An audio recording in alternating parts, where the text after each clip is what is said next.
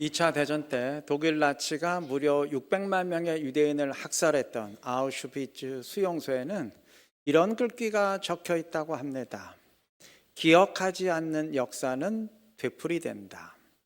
위안부 피해 할머니들을 기억하는 공원인 남산 기억의 터 조형물에도 지금은 조형물이 없어졌지만 예전에는 기억하지 않는 역사는 되풀이된다. 이 글귀가 한글과 영어 그리고 중국어와 일본어 4개국어로 새겨져 있었습니다.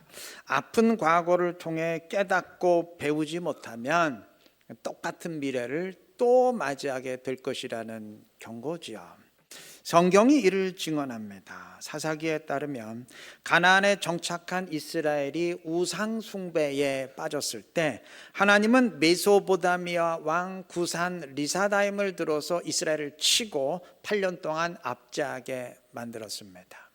8년 동안 압제를 당하던 이스라엘이 여호와께 이 괴로움에 부르짖자 하나님은 사사 온니엘을 통해서 이스라엘을 구원하셨습니다. 이후 평온한 날을 보내던 이스라엘은 또 우상을 숭배하며 악을 행했습니다. 하나님은 이번엔 모압을 들어 이스라엘을 치고 18년 동안 압제하게 만들었습니다. 18년 동안 모압을 섬기며 괴로움에 부르짖자 이스라엘이 부르짖자 하나님은 사사 에웃을 통해 이스라엘을 구원하셨습니다. 자, 똑같은 일이 반복됐어요. 그러니까 우상 숭배의 결과가 어떠하다는 거 이제 좀 깨달아야 될 것 아닙니까? 그런데 이스라엘은 또 우상 숭배를 반복합니다. 그 결과 하나님의 징벌로 이스라엘을 침략한 가나안 왕 야빈에 의해서 이제는 20년 동안 학대를 당하게 됩니다. 더 언급하지는 않겠는데 그 뒤로도 마찬가지예요. 계속 똑같은 역사가 반복됩니다. 이 똑같은 일을 당하면서도 깨닫고 배우지를 못해요. 그러니까 나라 전체가 집단 망각에 빠진 게 아닌가 싶어요. 소를 잃으면서도 외양간 고치지 않으니 계속 소를 잃어버리는 거 당연한 거 아니겠습니까? 이런 기억 상실증은 꼭 패역한 사람들에게만 있는 게 아닙니다.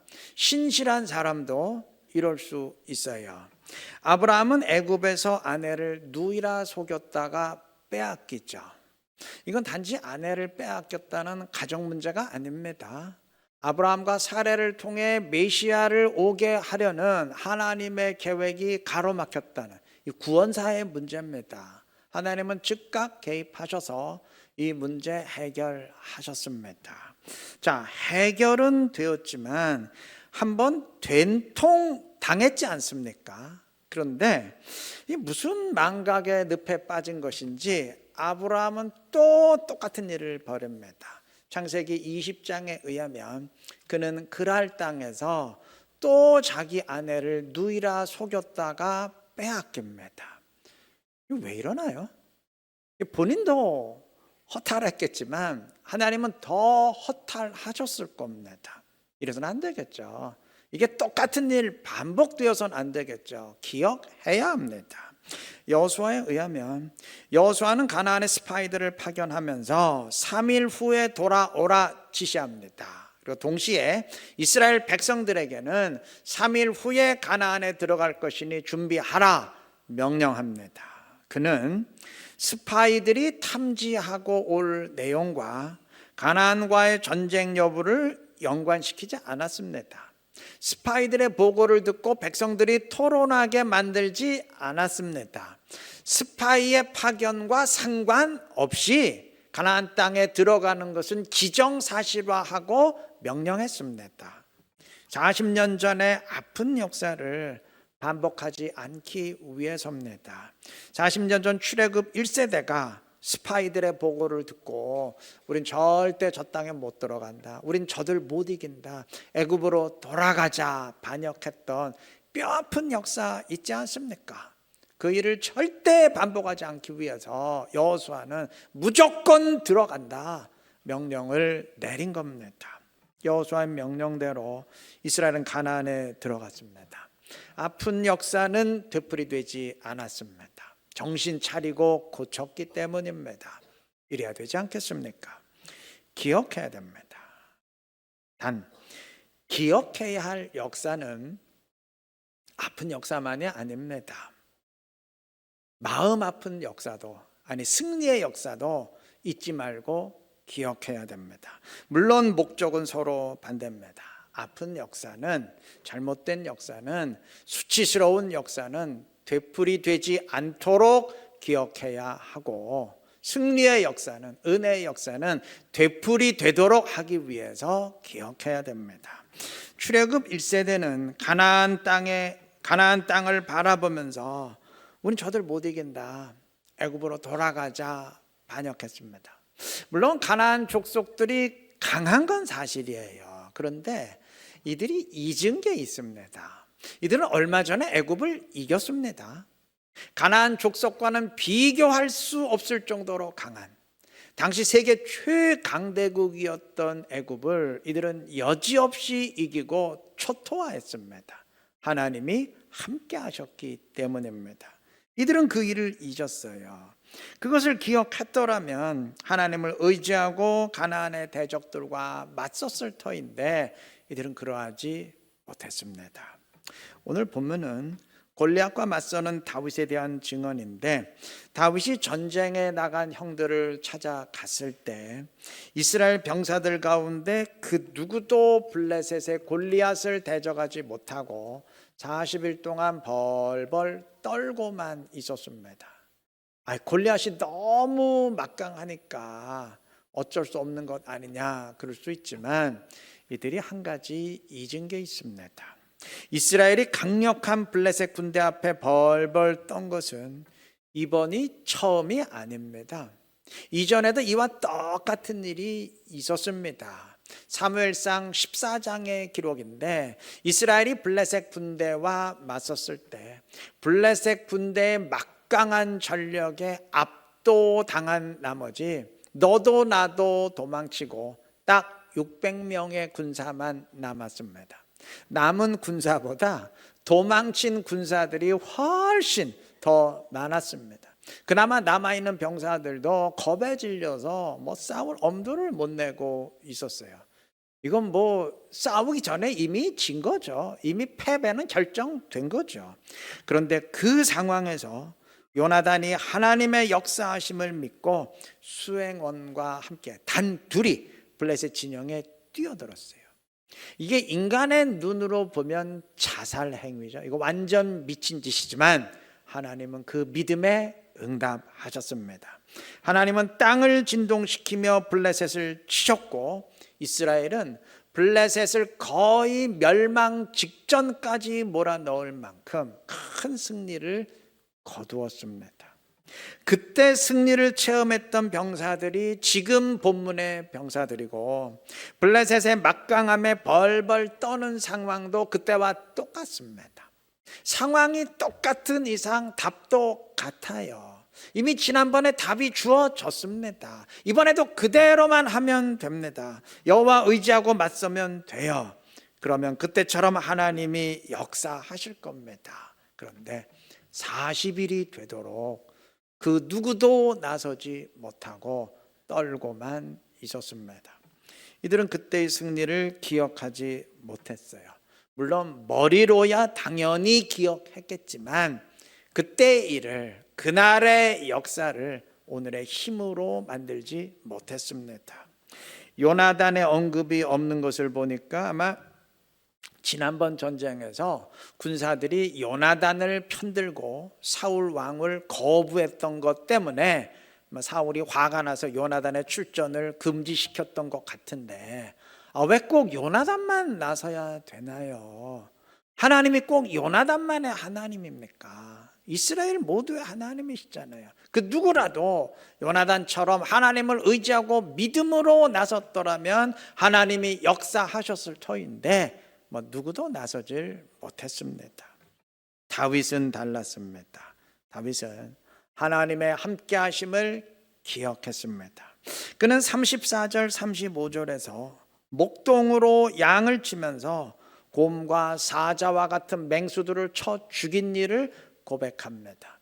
여러분, 소년이 사자를 쳐 죽이는 거는 그건 만화에나 나오는 일이지 이건 있을 수 없는 일이죠. 근데 그런 일이 있었다는 것은 하나님이 역사하셨단 말이죠. 다윗은 그것을 분명히 기억했습니다. 그리고 결정적으로 그는 자신이 이스라엘의 새로운 왕으로 기름 부음을 받은 사실을 기억했습니다. 다윗이 기름 부음 받은 것은 본문 이전의 일입니다. 골리앗과 맞서기 이전의 일입니다.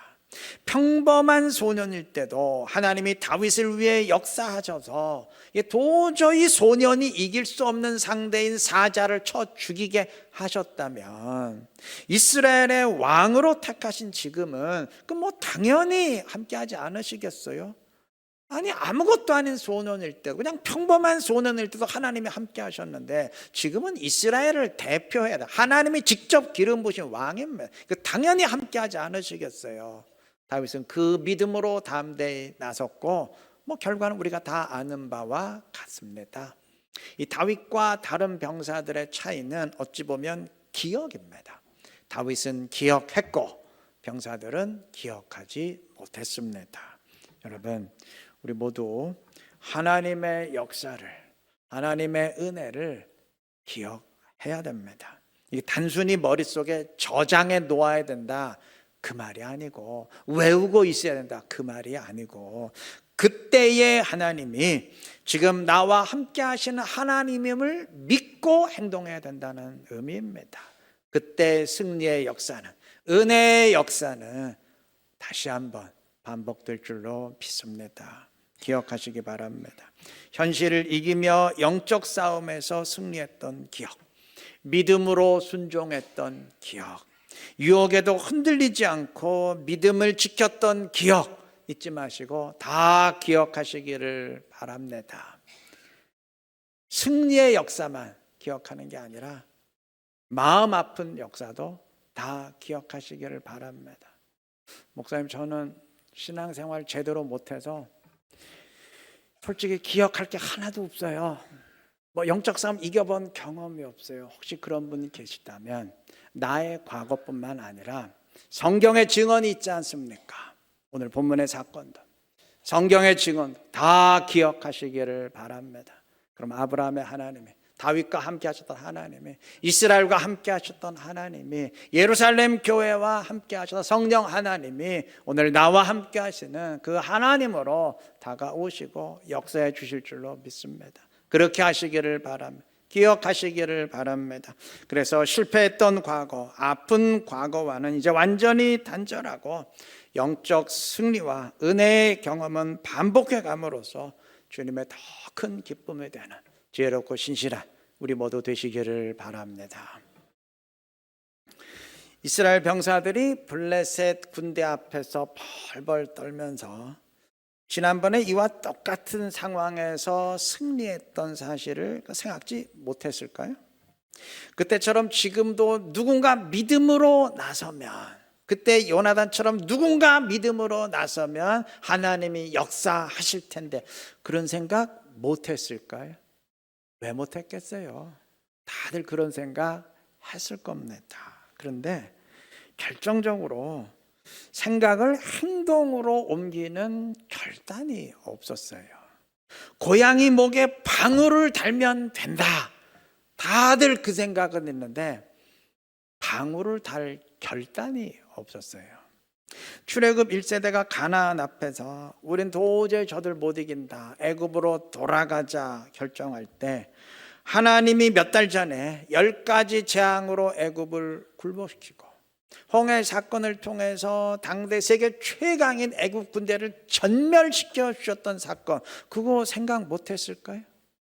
왜 못했겠습니까? 불과 몇 달 전의 일인데 다들 생각했을 거예요. 그런데 생각은 했는데 생각을 행동으로 옮기는 결단이 없었어요. 그래서 그때의 일이 전혀 오늘의 힘이 되지 못했습니다. 여러분, 역사를 기억한다는 건 그거는 저장된 생각 끄집어내는 그 두뇌 활동을 말하는 게 아니겠죠. 외우고 있어라 그 얘기가 아니겠죠. 그날 역사하신 하나님을 지금 나와 함께 하시는 하나님으로 믿고 그날의 역사를 오늘에 재현하는 믿음의 결단을 말하는 것 아니겠습니까? 성경이 기억하라 명할 때 꼭 그런 의미 아니겠습니까? 전쟁터에 온 다윗은 골리앗이 이스라엘을 모욕하는 말을 듣고 영적인 분노가 끌어올랐습니다. 그는 이렇게 말합니다. 26절 중반 부분, 이 할례 받지 않는 블레셋 사람이 누구이기에 살아계신 하나님의 군대를 모욕하겠느냐. 자, 그런데 이 말을 들은 다윗의 형 엘리압이 다윗에게 화를 내면서 말합니다. 28절 마지막 부분, 나는 네 교만과 내 마음의 완악함을 아노니 네가 전쟁을 구경하러 왔도다. 자, 다윗은 형들을 위해 전쟁터까지 심부름을 온 그 고마운 동생이고, 좀 다윗이 틀린 말을 하는 게 아닌데 지금 현장에 있는 이스라엘 병사들이 아마 다 똑같은 생각을 하고 있을 터인데 왜 이렇게 엘리압이 화를 냈을까요? 네가 전쟁을 구경하러 왔도다, 이 말에 힌트가 있습니다. 엘리압은 설마 다윗이 골리앗과 싸우리라고는 생각지 못했을 겁니다. 당시 현장에 그 누구도 그런 생각은 못했을 겁니다. 다윗 자신도 음식을 전달하러 심부름 온 것이지 블레셋 장수와 싸우러 온 것은 아닙니다. 다윗은 아직 군대에 징집되지 않은 청소년이에요. 만약 생명을 걸고 블레셋과 싸워야 될 병사가 다윗처럼 말했다면 엘리압도 화를 내지는 않았을 겁니다. 병사는 싫든 좋든 블레셋과 싸움으로 그 말에 책임을 지는 사람이기 때문입니다. 다윗은 다르죠. 다윗은 전쟁에 참여할 병사가 아닙니다. 어찌 할례 받지 않은 이방인이 하나님의 군대를 못 오갈 수 있느냐, 어찌 하나님의 백성이 벌벌 떨고만 있어야 되느냐, 뭐 등등 그가 무슨 말을 하건 그저 말만 할 뿐이지 그 말대로 블레셋과 싸울 사람은 아니라는 말입니다. 엘리압이 다윗에게 분노하면서 구경꾼이라고 할 때 의미가 그것이에요. 너는 전쟁을 지켜만 보는 사람이지 직접 싸우는 사람은 아니지 않느냐. 근데 왜 무슨 자격으로 그런 말 하느냐, 그런 의미 아니겠어요? 여러분, 엘리압의 분노와 책망은 물론 잘못입니다. 골리앗과 싸우러 나서는 다윗을 보면서 엘리압도 당황했겠죠. 아니 설마 다윗이 내가 잘못 말했구나, 실언을 했구나 깨달았겠죠.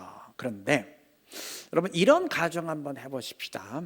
만약 다윗이 골리앗과 싸우겠다고 나서지 않았다면 어땠을까요?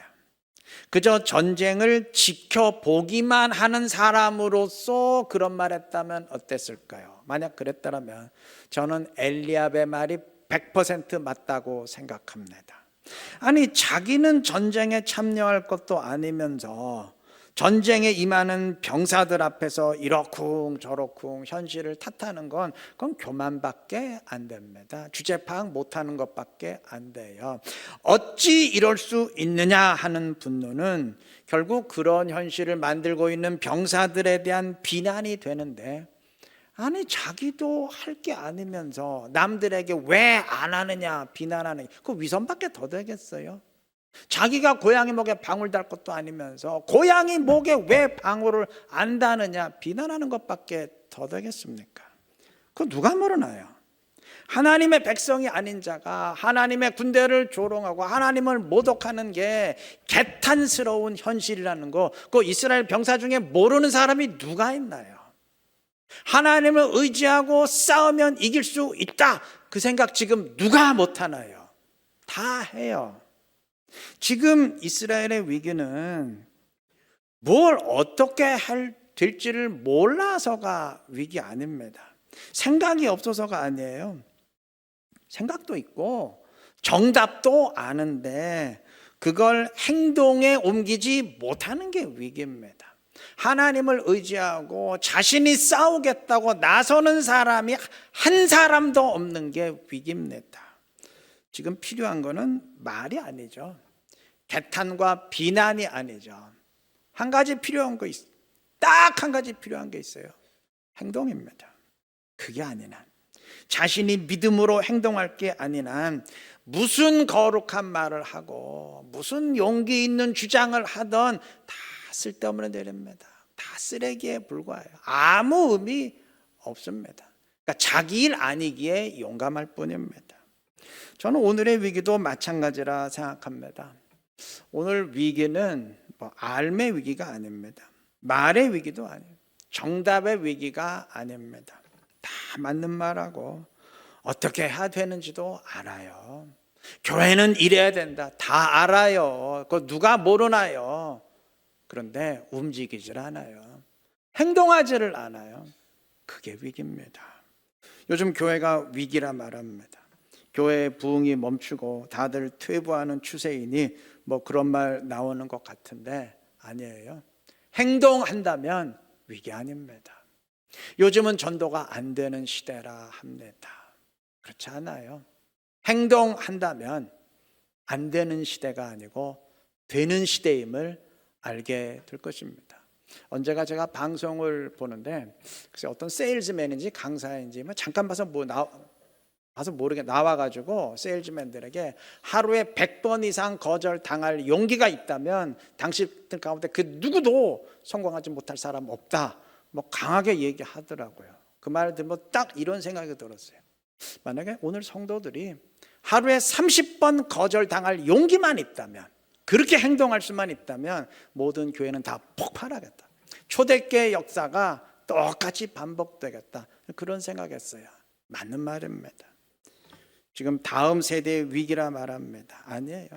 행동한다면 위기 아닙니다. 지금 세대가 행동한다면 그러면 살아있는 신앙으로 바뀌어요. 행동하면 행동할수록 점점 더 살아있는 신앙으로 바뀔 겁니다. 그러면 그 살아있는 신앙이 다음 세대까지 전수가 될 겁니다. 지금 세대의 부흥에 의해서 다음 세대까지 부흥하게 될 것입니다. 시대의 위기가 아니에요. 세대의 위기가 아닙니다. 행동하지 못하기에 위기입니다. 한번 스스로 점검해 보시기 바랍니다. 나는 말에 용감한 사람인가? 행동에 용감한 사람인가? 나는 생각만 하는 사람인가? 행동하는 사람인가? 아니면 아예 생각도 못하는 사람인가? 논어에 이런 얘기가 있어요. 노나라 군주 애공이 공자에게 물었습니다. 당신 제자 가운데 누가 공부를 제일 좋아하는가? 공자가 답변합니다. 안회가 공부를 제일 좋아했습니다. 그는 남에게 화를 내지 않았습니다. 그는 같은 잘못을 2번 반복하지 않았습니다. 여러분, 이거 이상한 답변이라고 생각하지 않으세요? 그가 밤을 새며 책을 읽는다든지 책을 줄줄 외울 정도로 학문을 연마한다든지 그러면 그런 이유에서 참 공부를 좋아한다고 말할 수 있는데, 아니 남에게 화를 안 내는 거하고 공부를 정말 좋아하는 거 무슨 상관이 있어요? 저 사람은 공부를 정말 좋아해. 왜? 밤을 새면서 책을 읽어. 말이 되죠. 그런데 저 사람은 정말 공부를 좋아해. 왜? 남에게 화를 안 내. 말이 된다고 생각하세요? 같은 잘못을 2번 저지르지 않는 거하고 공부를 정말 좋아하는 거하고 무슨 연관이 있나요? 얼핏 연관이 없는 것 같은데, 공자의 답변에 담긴 의미가 뭘까요? 의미가, 그것은 진정 공부를 좋아하는 사람은 열심히 책을 읽는 사람이 아니고 배운 대로 행동하는 사람이다, 그런 의미 아니겠습니까? 100번 맞는 말이라 생각합니다. 맞아요. 말씀을 좋아하는 사람도 마찬가지입니다. 진정 말씀을 좋아하는 사람은 말씀을 읽고 묵상만 하는 사람이 아니고 말씀대로 행동하는 사람 아니겠습니까? 누가 진정 주님을 사랑하는 사람이겠어요? 주님 사랑합니다 고백만 하는 사람이 아니고 주를 위해 행동하는 사람 아니겠어요? 누가 진정 교회를 사랑하는 사람이겠습니까? 교회를 위해서 행동하는 사람 아니겠습니까? 여러분, 우리 모두 말만 하는 신앙, 그 앵무새 신앙에서 벗어나서 이제는 행동하는 신앙, 살아있는 신앙으로 자라나시기를 바랍니다. 우리 같이 그렇게 되십시다. 그래서 행동함으로써 진정 말씀을 사랑하고 주님을 사랑하고 교회를 사랑하는 신앙 지니시기를 바랍니다. 그래서 살아있는 신앙으로 열매를 맺으며 주님의 뜻을 이루고 주님의 영광을 높이 드러내는 지혜롭고 복된 우리 모두가 되시기를 그리스도의 이름으로 축원합니다.